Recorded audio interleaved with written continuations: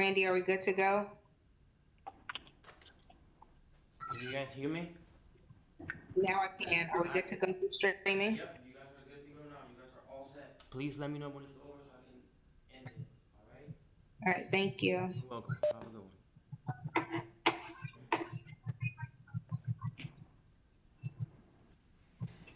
one. Okay, Chairman, we are good to go.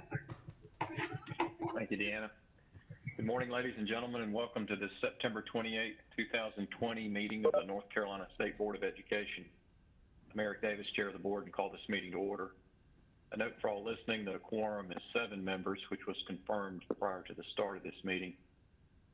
I now ask for a motion to approve the September 28, 2020 agenda.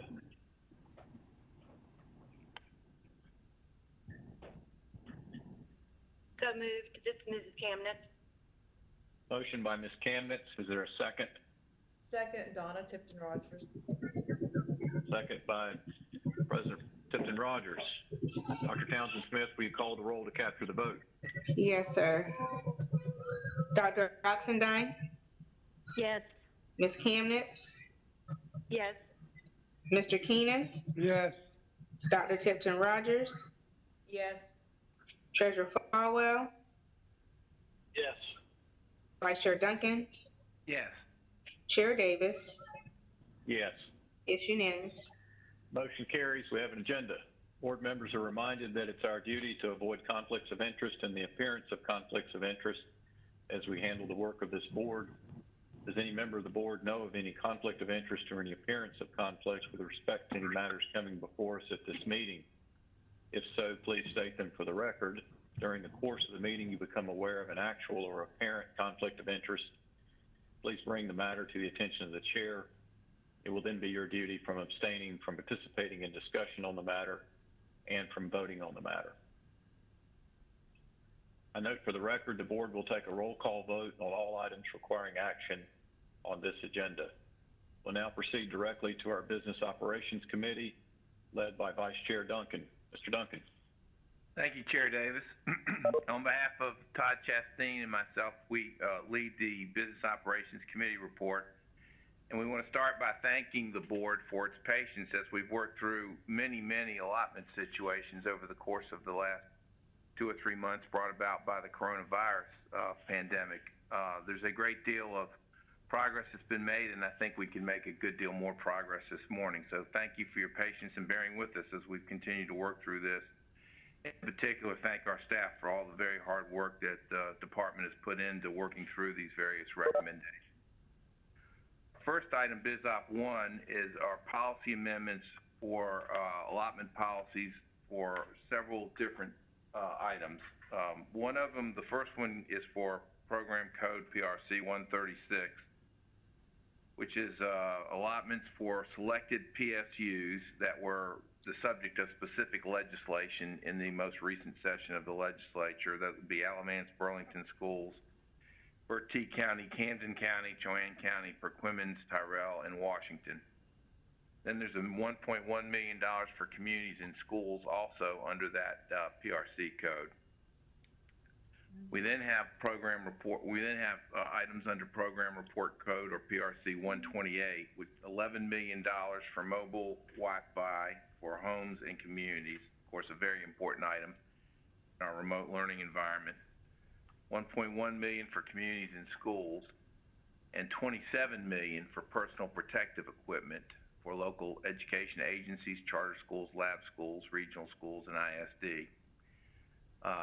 Finally, there's an item, allotment policy 003, which is an ADM hold harmless. And of course, this is again brought about by our unique circumstances as we're progressing. You recall a great deal of time has been spent on this, and that certainly the board and the department, I believe, advocated for an ADM hold harmless in light of the very difficult work that's being done in our local districts and charter schools around the state. So this is a policy we all agree on. It's difficult to put into a policy itself, but I think the staff has worked very hard, and we have something to present on that at this point. So with that as background, I think I should best turn to Alexis Schaus at this point to walk us through some of these various proposed allotments for these different subject matter that have materials included in the packet you received. Ms. Schaus. Thank you, sir. This is Alexis Schaus, Chief School Business Officer. As stated, the PRC 136, this is a new policy, and the allocations, the appropriations are dictated by law. The language in here is taken from the legislation straight. One item also, in addition to the Alamance and the Northeast counties and communities and schools, there is also a smart school bus safety pilot of $115,000 for the legislation authorizes Mount Airy City Schools. They have the opportunity to elect to participate as kind of priority, but they also, if they do not elect to participate, the department may authorize a replacement LEA. Related to PRC 128, this is an amendment to an existing policy. This policy is for the Wi-Fi, mobile Wi-Fi units. As we know that the school districts are not able to use these for subscription services, but for the purchase of devices. There was $11 million that has already been allocated out to the public school units. However, House Bill 1105 appropriated an additional $10 million. It is recommended that the $10 million be allocated based on an express need through an application process. Some of the public school units have no additional needs and some do, so the recommendation is to allocate that out to where the need continues to be. The PRC 137 relates to the personal protective equipment, the PPE. We had received $7 million back in prior to June 30th, but the House Bill 1105 provided an additional $20 million, making this a much more significant allocation. The recommended formula for this is to recognize those public school units that are operating in different phases, recognizing that if you are in phase B, your cost for PPE will be higher than if you are in a phase C. You can see the phase in based on the date the PSU operated in whichever phase that they have their local governing board has approved them to be in. So it is a 3 times ADM, meaning the dollars will be weighted at $3 more if you are in phase B on September 1 versus if you are in phase C. The public school units, we will go out. We have some preliminary data based on their operating status, but we will be collecting that kind of as the authority again for all public school units, because many, especially with the announcement of phase A being available to them, have modified their decision making. So we will go out and use October 15 of whatever decision is at that point as our authoritative source on that. We did receive approval for a definition as to what can be included. You'll see under the special provisions number 2 and 3 as to what can be included in that PPE. It is more expansive than just a strict definition of masks and gowns. We also do have from NCP an authority to use it for cleaning, sanitation, and kind of infectious disease control items. Those are the allocation policies. If you'd like me to pause, if there are any questions related to that before we go to the hold harmless.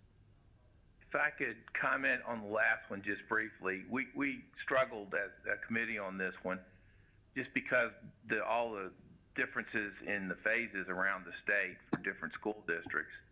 and recognizing that those districts that have been in school and hearing actual reports of how, for example, a district that's been in Phase B since the start has gone through their entire disinfectant budget for the year already, and continue on that track, of course, will continue to consume great amounts of money to purchase these pieces of equipment and solutions in that case. So we were trying to find a way that recognized the different phasing in that came in to be as fair as we could to the different districts, and this was the approach that the department came up with based on input that was received, and we think it's as fair as it can be under all the circumstances being imperfect at best. So I offer that as some of the process that was worked through on this. Let me we'll open the floor to any questions that there might be on this.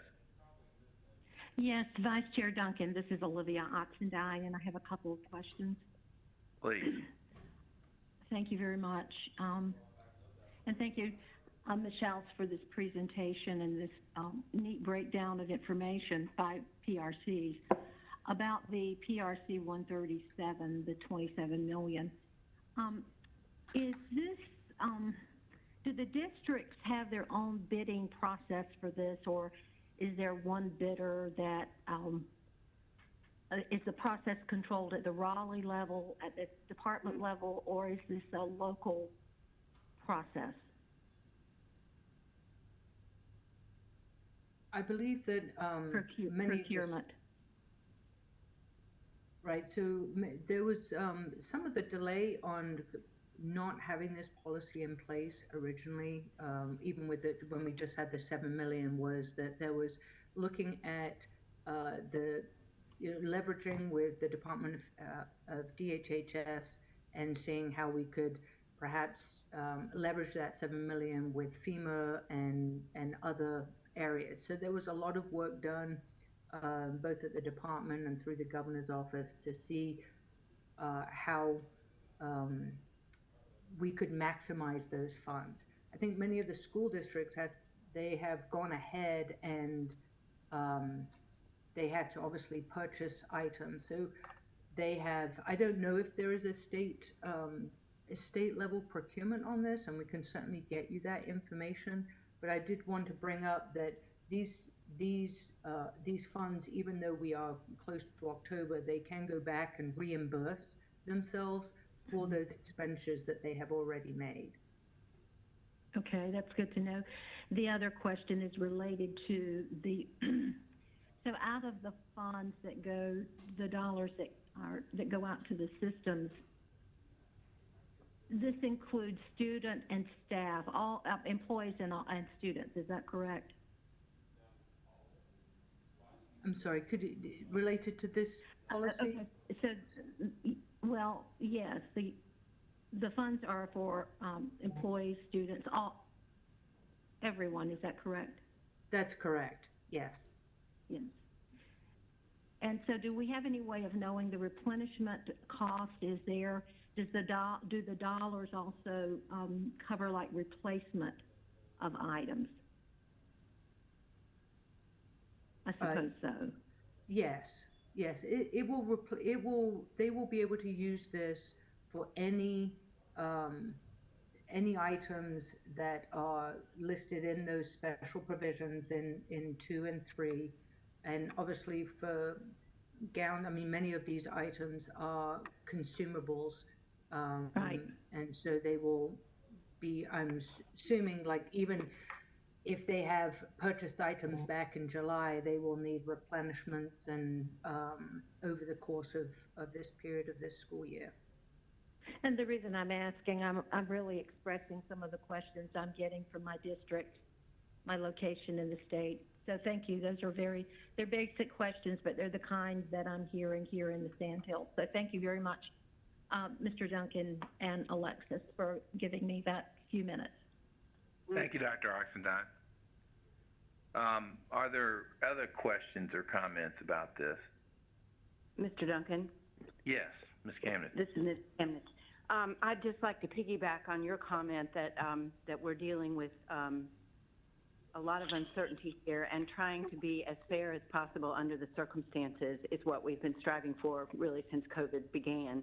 But I also see this as very much part of our equity work, because we are, instead of treating everyone equally, we are looking at the reality and the needs in each of our LEAs in this work. So I appreciate that. Thank you to you, Ms. Schaus, for that.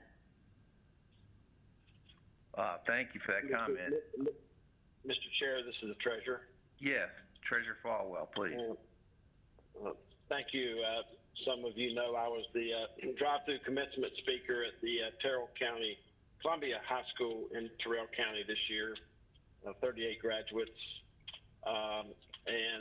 Just wanted to announce my wife and I, in honor of class of 2020, are starting a GoFundMe account for that high school. It'll be launched in a week or so, and the high school has no PTA, and so these depopulating areas of our county desperately need our help, and those of you can be on the lookout for that on a personal level, not as anything related to the states, but have real affection for the superintendent there, and I appreciate y'all bringing this matter to our attention so that they can get additional funding. Their sales tax revenue for 3 months this year declined 26%. The total population of that county is about equal to the student faculty population at Myers Park High School. Half the land of that county is non-taxable, so there's no way to get taxes to fund public education or public safety or anything else. So I appreciate the efforts here this morning, and be on the lookout for the GoFundMe to start a PTA fund for that high school. Thank you. Thank you, Treasurer Falwell, and thank you for the wonderful work you and your wife are doing to support that county. That's a wonderful, and I hope it will be very successful and help the county. Are there any other comments or questions or thoughts? Not hearing any. I will say that we do not anticipate, if things, of course, we're living in the unpredictable, but maybe I should express it. We are concerned that this won't be enough money for PPE to support districts throughout the course of the year. So this may be an item that the board needs to closely monitor and be in a position to try to advocate for further before as we get past the end of the year and as we start into the new year. So I want everyone to continue to hear what you can pick up from the districts and help us stay as acutely aware of the information as possible. And I know that the department is very much doing that and monitoring it very carefully, and we are thankful for that. So with that, I think we go on then to the next item here on Biz Op 1. Thank you. Yes, this item is related to a policy that was modified in House Bill 1105, related to adjustments to allocations due to really a COVID impact on student numbers.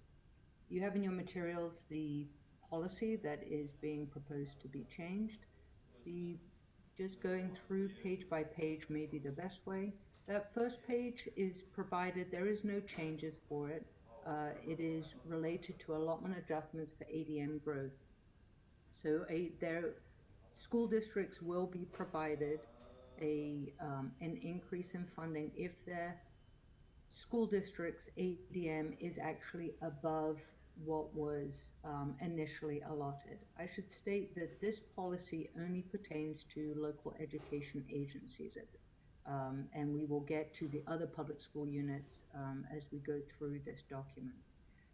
So for school districts, they are currently funded based on the higher of prior year's average daily membership or the projected number of students in that school district.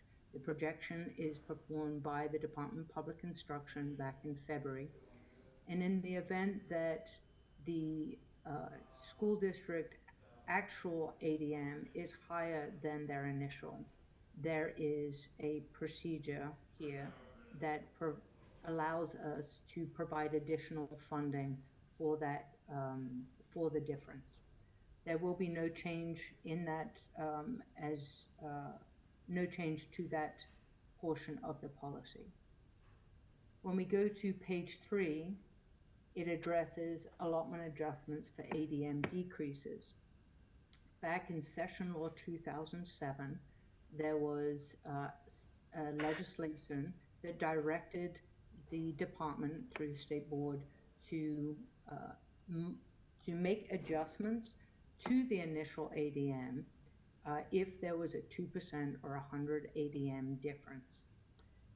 We have currently, to put into perspective for LEAs, there are 74 LEAs that are, their initial enrollment is on their initial allotments are on prior year average daily membership. This is because they are declining in average daily membership. Naturally, even without COVID, they are declining. And then the remaining school districts are initially funded based on that projection. If the average daily membership comes in outside of that threshold, then we were previously directed to make that change. House Bill 1105 notwithstands that language, and so the department shall not reduce those allotments, and we will be funding the school districts based on the initial allotments adjusted for budget transfers for new and growing charter schools and the other items there. So that is fairly explicit in the legislation, and where it is not explicit is related to charter schools, lab schools, and other public school units. Unlike LEAs, neither in general statute or session law there is not language that provides us this direction. And so the State Board of Education's policies are what governs the way we fund these units. The language in the law states that we shall provide them a per pupil share of what the school district receives, but the state board policy goes into more detail to state that they shall receive their funding in 34 in thirds throughout the year, and if they have met certain financial good standings, they can receive 100% of their funding, etc. None of this is written in law, but it is in general statute. It is in state board policy.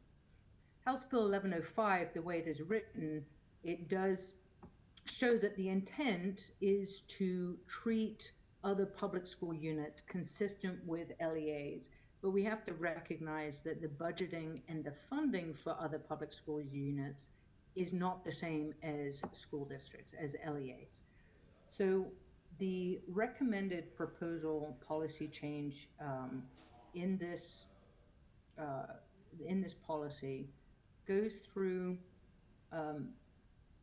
various steps to come to an outcome to provide, to treat charter schools in a consistent manner. As I stated, with LEAs, we have those that are held harmless to the prior year, 74 of the LEAs, and then the remaining are held harmless to their projection. Charter schools, we do not have this, the department does not do a projection for charter schools.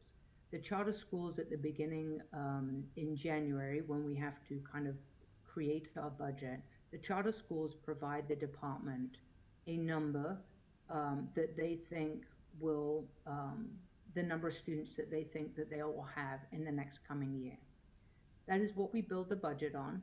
And then again in June, recognizing that they've gone through their wait lists and their enrollment processes, we require them to provide us a confirmation on that number, and they can change it at that time in June.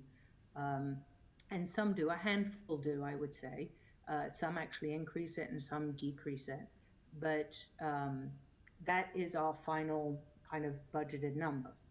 That that number is, for some charter schools, a very good projection of what the number of students they actually have historically. For other charter schools, it is not. They may be over 30% variance. So the recommendation here is stating that if a charter school has a history, a 2-year history of accurate projections, then we would state that their projections historically have been good in the past, so their projection for this current year we could take as a reasonable number of the number of students they would have, and if it is below that, then the difference could be attributed to COVID.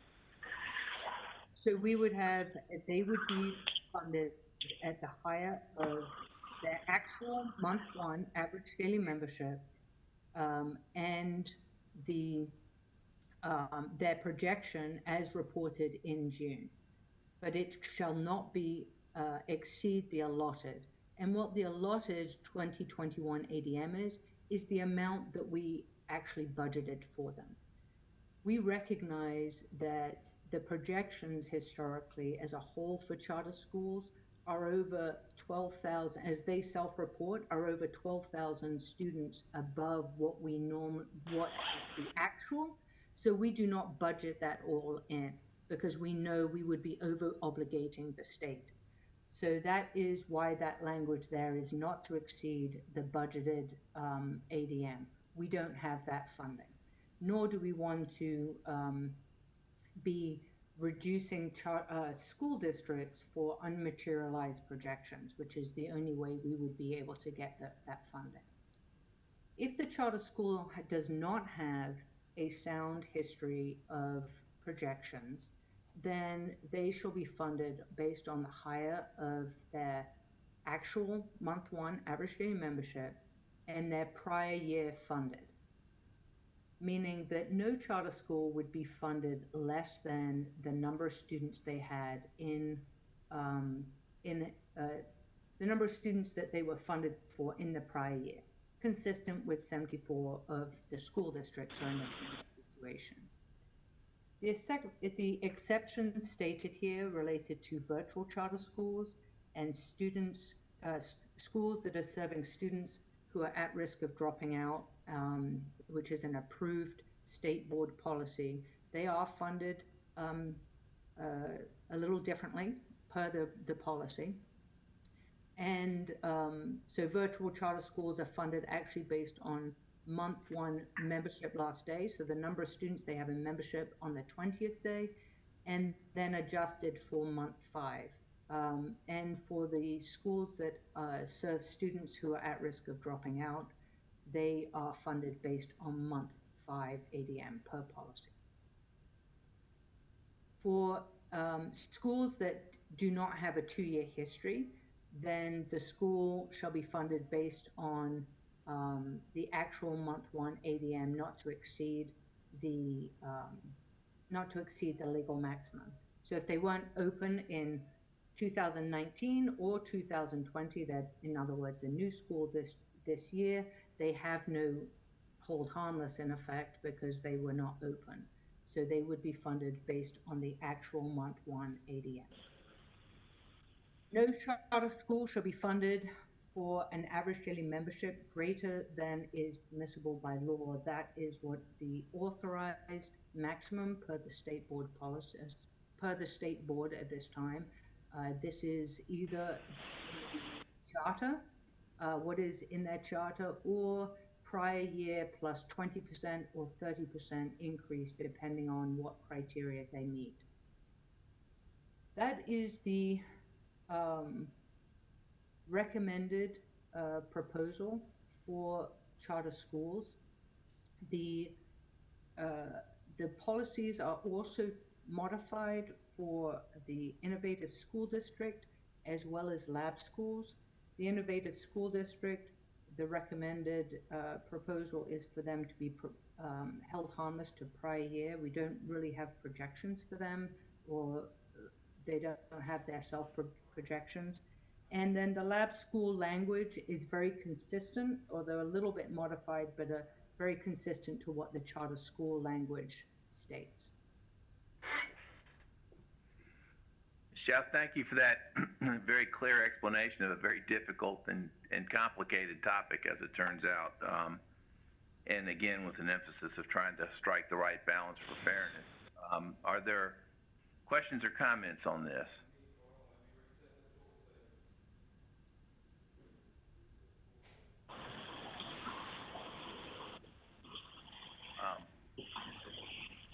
All right, not hearing any. Let's go on to Biz Op item number 2. And I believe Dr. Tricia Townsend is leading us through this item. Yes, sir, I'm on the line. Thank you. Very Good morning. Good morning. So we have been working really hard to make sure that we are in a position to move forward with the initiatives tied to the CARES Act plan that are funded by the 10% reserve. Each of the initiatives has been assigned a business owner, and this morning those business owners are going to come forth and provide you with a little bit of insight about their progress to date. You will hear a brief description of the initiative, the funding amount, and then the processing steps that they are going through, and then the approval status, just to let you know if it's pending or it's already been approved, so that you have a complete picture of all the initiatives across this fund. And so we will begin this morning with the first initiative. I've placed the initiatives in alphabetical order, and so we will just march our way through them. So the first one is the blending learning support, and we will hear from Dr. Vanessa Wren. Thank you, Dr. Townsend. This is Vanessa Wren, Director of Digital Teaching and Learning. I want to thank you for the funding, and we hear over and over how appreciative our PSUs are. The first funding here is for blended learning support.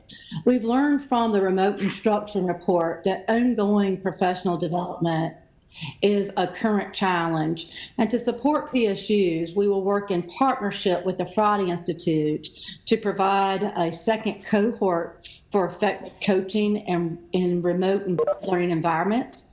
And we will also develop a course for effective practices for modern teaching and learning.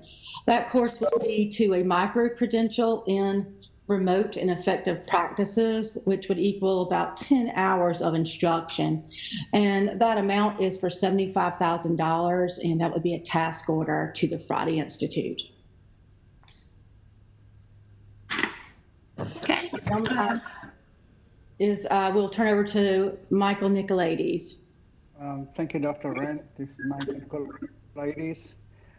This initiative is basically using innovative technologies to reach our hardest to reach students in rural areas for connectivity. In the preliminary research we have done with the Friday Institute, the DPI connectivity team, we came to the conclusion that we want to use a proof of concept of 3 different connectivity solutions. The first one is a low Earth orbit satellite using SpaceX. The second one is private LTE using the Citizens Broadband Radio System. These are frequencies that were previously reserved for the military, and the FCC has opened it up for private LTE usage for wireless. And we will be working with communities. This is something that it reaches small radius, but it can connect thing of community housing authorities that have lots of concentrated population of low-income students, that you can put this service to provide wireless to their homes for these communities. Anyhow, the third one is using TV white space. This is unused wireless connectivity using the TV band space. Anyhow, this work is done with in cooperation with the Friday Institute. It will be a single, we will basically amend our current connectivity contract we have with them and put the money into that. So a single contract to do all three technologies.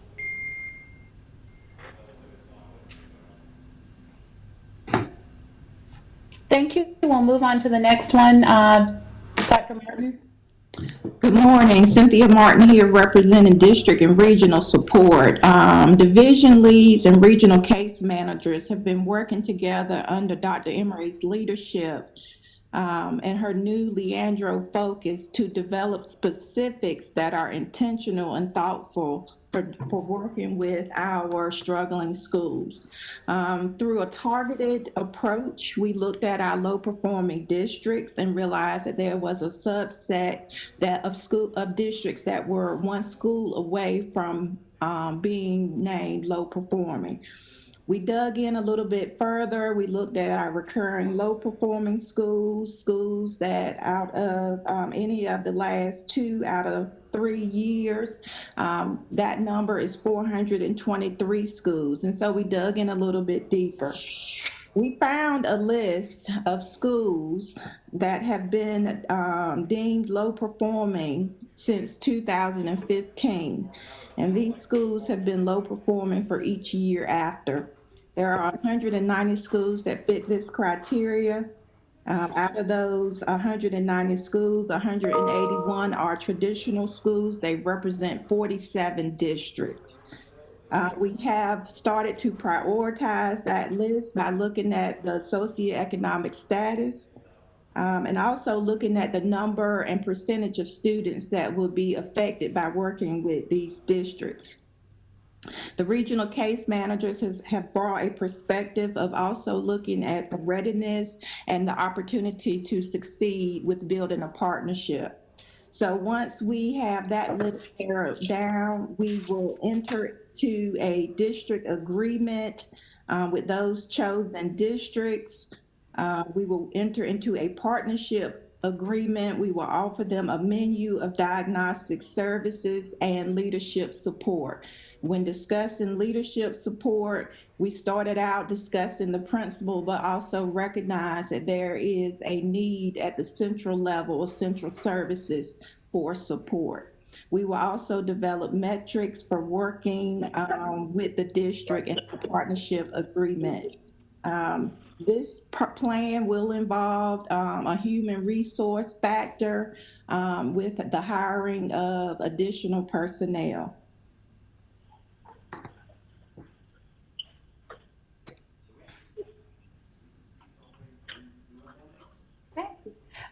This portion of the proposal is used to actually administer the grant. And so these are individuals that are working directly with school districts, primarily on PRC 163. And so they are providing support with application as well as programmatic monitoring. And then the portion that will come from the internal audit division will be the fiscal monitors. They will serve in a role that ensures that we are compliant with the funds that we have received.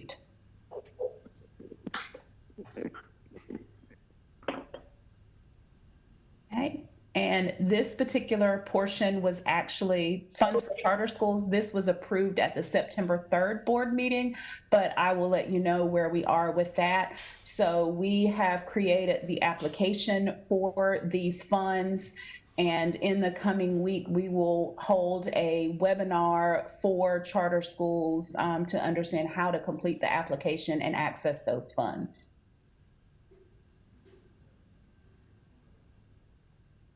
Okay. This is also one that was approved. We are in application mode. We have offered 2 technical assistance webinars to school districts as they work to complete their applications for this. The application is due on October 5th, and we hope to be able to process those applications and bring those back to the state board for approval in November or December.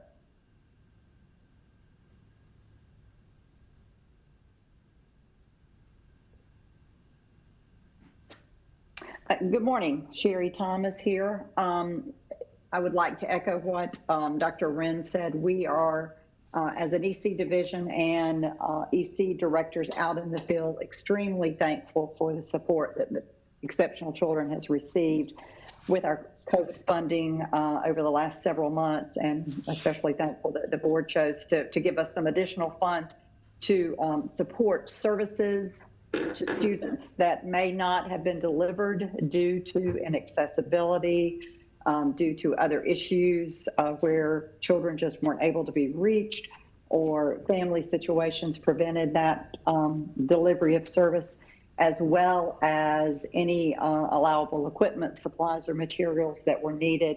And we talk about future services as those services not able to be delivered, as well as compensatory services that might be due because of the lack of services provided. And then our extended school year services, which may continue to be needed by students. What you have before you is the proposed policy.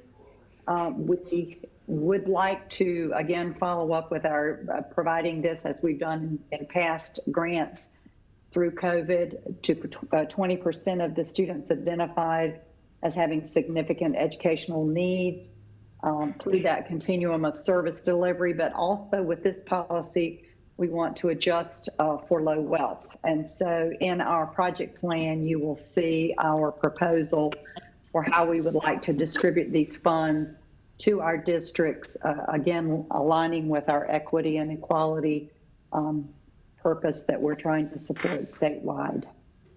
And these applications would be made available in December, with funds being distributed in January, and that is to allow districts time to spend out those COVID funds that they've already received that will expire December of 2020. So they will have additional funds then available for that second semester and into their summer and the next school year.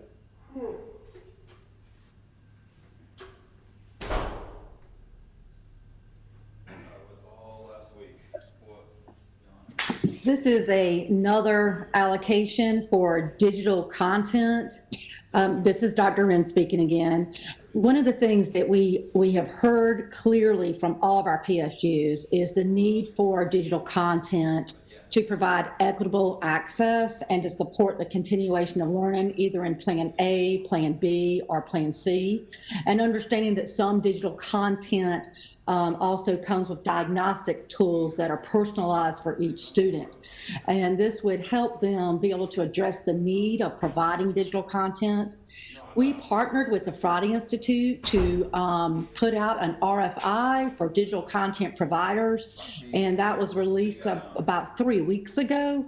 And what that does is provide a contact, state pricing, interoperability, VPAT standards, and student data privacy standards, and where each content provider can assure how well aligned they are with current standards and curriculum. This is a funding formula that can only be used for the purchase of digital curriculum subscriptions, and each PSU will be recommended to reference the vendors on the RFI and to use multi-PSU collaborative purchasing as well. One of the things that we've encouraged them to do is to crosswalk any of their digital content purchases to a rubric that is existing for them to make sure that they are providing high quality content.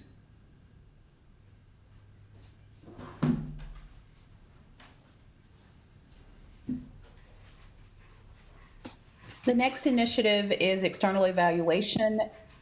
We have begun partnering with our partners at Serve Center to work on a scope of work for this. This would enable us to see the overall impact of CARES Act. And so I've asked them to really start to look at more, I'm asking them to look primarily at some of the qualitative focuses. What does it look like, or what did it look like when this funding entered a specific LEA or a charter school? And so we'll be able to pull information to know where the funds went just money-wise, but we really want to be able to say at the end of the day, what was the impact of the CARES Act funding on schools?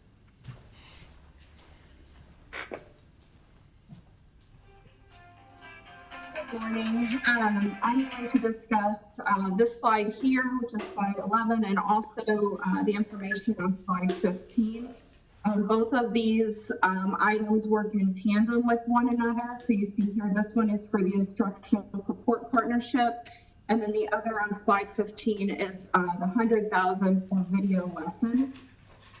In the spring, if you recall, we worked with UNCTV to stand up an MOU for the at-home learning initiative. That process entailed UNCTV retrieving curated content from their sister station in Southern California. They would stream that content and then air it for the North Carolina viewing audience.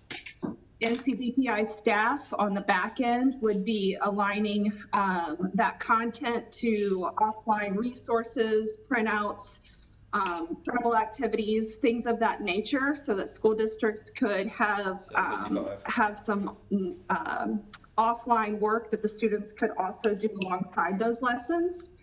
Over the summer, in several meetings with UNCTV, we decided that we wanted to improve that project and to make to generate North Carolina teacher-based content for airing. And so we are so fortunate that through the use of this CARES portion, we've developed a plan that allows us to do that.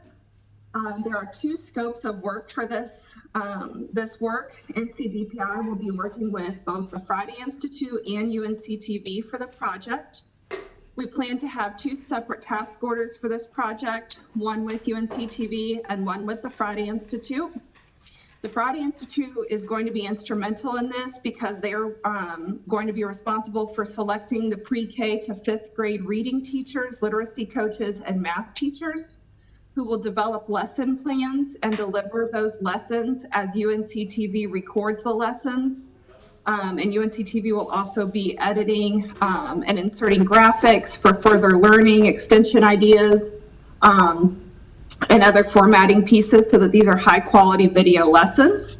In total, we will have 192 lessons recorded in this project, and those lessons will be aired on UNCTV's broadcast channel, and we will also house the lessons on the Digital Teaching and Learning public YouTube channel and store the lesson recordings in the Go Open NC OER repository, so that districts can use those lessons if they build out their own digital content or if they need supplemental instructional content. This is a large project with many moving parts and a lot of coordination, but we believe that through all of these lessons, that this is going to ultimately benefit our teachers and students across the state, especially those students who do not have sound broadband access or devices that are operable.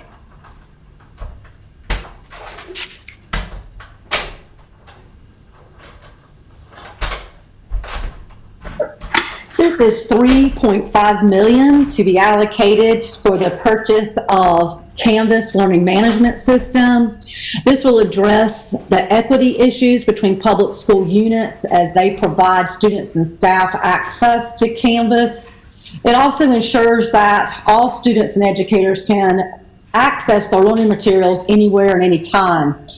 Another important thing to highlight with this is this will allow PSUs to share between PSUs any content and resources that they've created, and will also allow DPI to share with PSUs as well because of the standardized platform. Any content in the learning management system can be downloaded and accessed offline. And one of the things that we've really coached and led all of our districts in is streamlining the number of platforms that parents and students are learning. So this $3.5 million would be available to all PSUs and that are using Canvas. Any unallocated funds would be used to expand the new licenses that were addressed in the earlier PRC 129.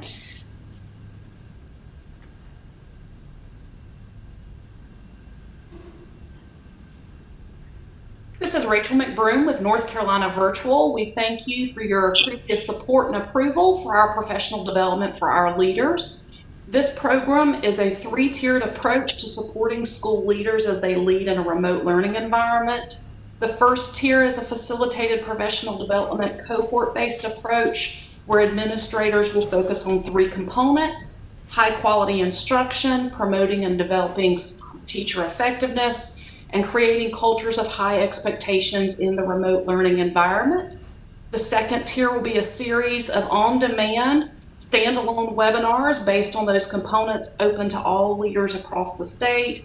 And the third tier will be the establishment of a cadre of trained peer mentors who will be available to support school leaders across the state as they continue to lead in remote learning environments. Okay. Oh, just to let you know, hey, you there? A couple things. Good morning, this is Mia Murphy with NC Virtual also. And so the funding will be used to support the development of a program that we're calling TOT, Teacher Online Training. And with this program, it's specifically designed to support educators as they work in online and remote learning environments. We're hoping to have several courses, but the first course is called an Introduction to Online Teaching and Development. And so with this course, which is pretty much foundational, the educators will be looking at moving content online, working with the Canvas learning management system, how to engage students, how to make content accessible for all, and learn the basics of putting their content online and those critical strategies for teaching online. Districts will enroll cohorts of teachers through the course. It is asynchronous, but it is facilitated by a trained facilitator who is well-versed in supporting educators as they transition to online learning. The course is going to be about 20 hours and will take about 4 weeks of time. We're in the process now of recruiting facilitators for it, and also recruiting districts to enroll in our first course.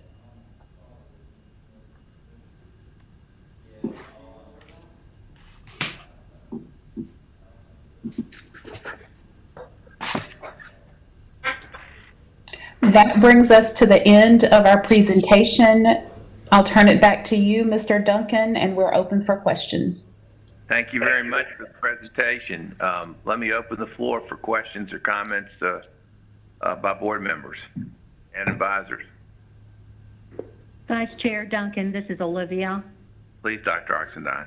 This has been an outstanding presentation. I absolutely love the way it's organized into by business owners, so I know who the point person is over this initiative and the funding.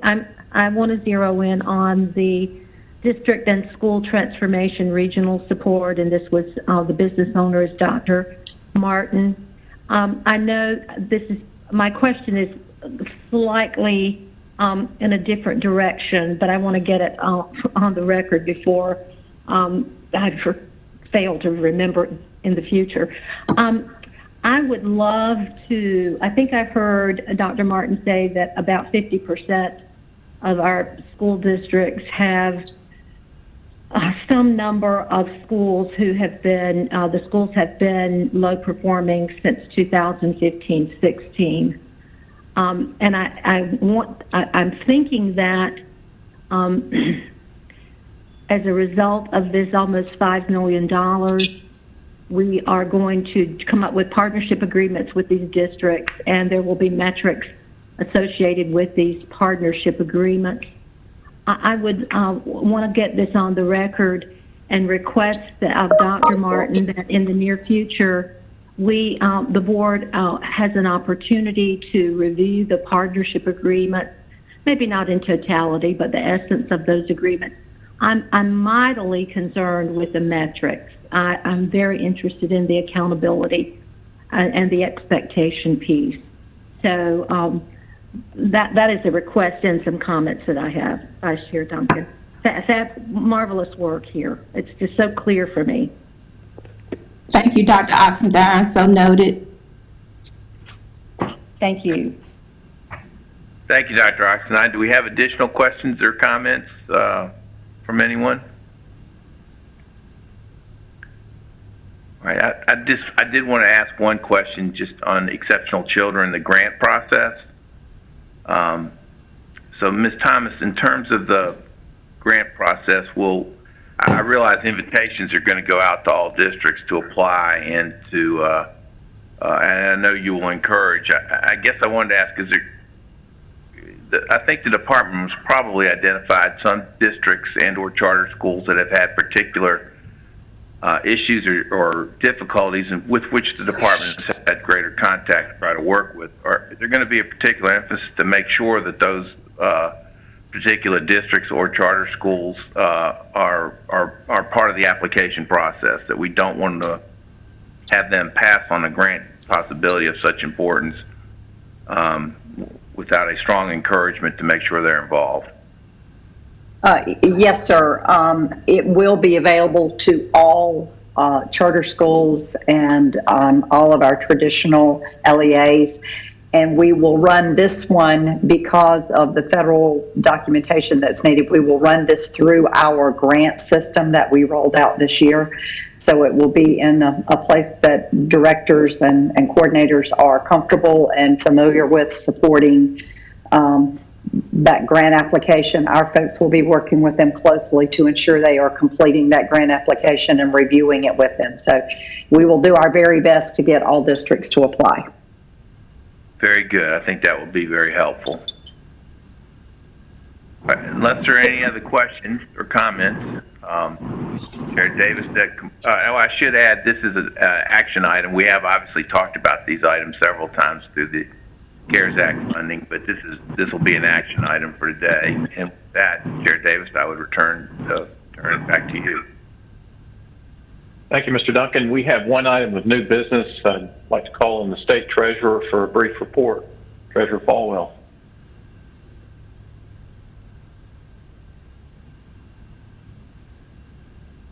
Can you just wait one moment? He stepped away from the phone. Sure. While we're waiting on Treasurer Falwell, a note for my colleagues and those listening that we look forward to our October planning and work session, which will include an overview of CARES funding to date, detailing the approved allocations and funds spent. This presentation will be critical as we prepare for the legislative long session, highlighting our budget priorities for our public school students. We also look forward to recommendations from our superintendent and senior DPI leadership on funding priorities for our November 2020 meeting. Is Treasurer Falwell available? I am. Can you hear me? Yes, sir. Hello? Floor is yours. Can you hear me now? Yes. Okay, great. Thank you, Mr. Chairman and members of the board. Just to give you a brief update that I have not been able to give you in a period of time during all this economic volatility of things that are of high interest to our public sector employees, especially those that work at DPI. Number one is the pension plan has crossed $108 billion last week for the first time in our state history. And even though we're working remotely, we remain in the check delivery business. We're now sending out $540 million every 30 days for pension benefits. That's a gross amount every 30 days. And annually, that's over $6.5 billion, which is actually more than the state debt. So we remain in the check delivery business, number one. Number two, Moody's designated our plan, your plan, as number one in the United States last fall, actually, before anybody heard of COVID, in terms of its ability to withstand an economic downturn and continue its fundedness. And that fundedness only comes from employers like DPI. So I wanted to thank you for that. Number three, another large item is the state health plan. We just announced that our Medicare Advantage contract, which will result is in zero premium for the basic plan to the retiree, $4 a month premium to their dependent, and no cost to the state. So nearly $1 billion worth of savings over 5 years that we're going to use to put toward our $30 billion unfunded healthcare liability, because every dollar that's inefficiently spent on healthcare is a dollar that can never be spent on public education. Secondly, we've extended our no-cost treatment and testing for COVID till the end of the year. Thirdly, we just announced, because of the rising cost of insulin, some have reported the cost of insulin has gone up threefold in 7 years. We've eliminated all financial barriers for our active state employees as far as insulin is concerned. So no co-pays and no deductibles, because as the cost of insulin has gone up, the drug adherence has gone down. And when you don't have drug adherence on insulin, you've got bigger problems on down the road. So all that to say, the plans that those that teach, protect, and serve are in good shape.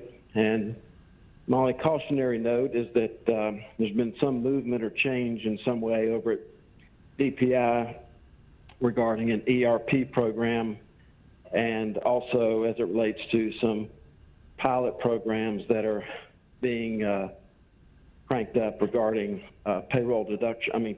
Payroll, I would say, is the best way of putting it. And I think Mecklenburg County is one of those counties that's going to be part of that pilot. And I just need all board members to understand that when I bring these issues to you, it's not because I want to, it's because I'd rather be disclosing if there are issues than having you discover them.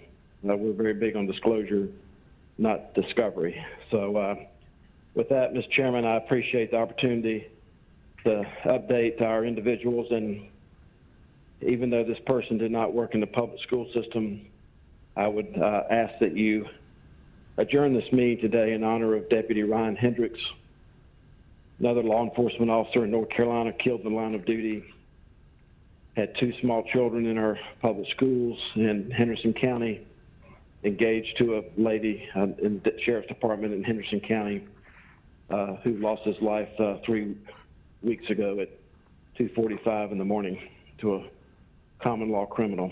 So I hope that you would entertain the idea of adjourning this meeting in honor of Deputy Ryan Hendricks. Thank you, Mr. Chairman. Thank you, State Treasurer, and your request will be so noted in our minutes. Appreciate your report to us this day. At this time, I ask, is there a request to remove any item from our action on first reading or action agendas? Hearing none, I request a motion to approve BizOp 1 and 2 as presented.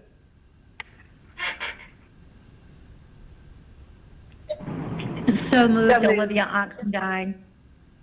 Motion by Dr. Oxendine. Is there a second? Second by Ms. Camden. Second by Ms. Camden. Any discussion on this motion?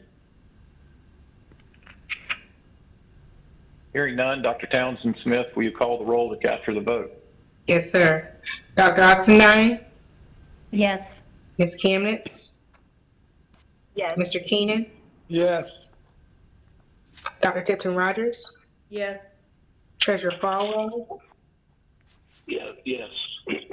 Vice Chair Duncan? Yes. Yes. Chair Davis? Yes. It's unanimous. Okay, the motion carries. This concludes our agenda for the day. I want to thank board members, advisors, and staff for your attention and participation today. I now ask for a motion to adjourn this September 28, 2020 meeting.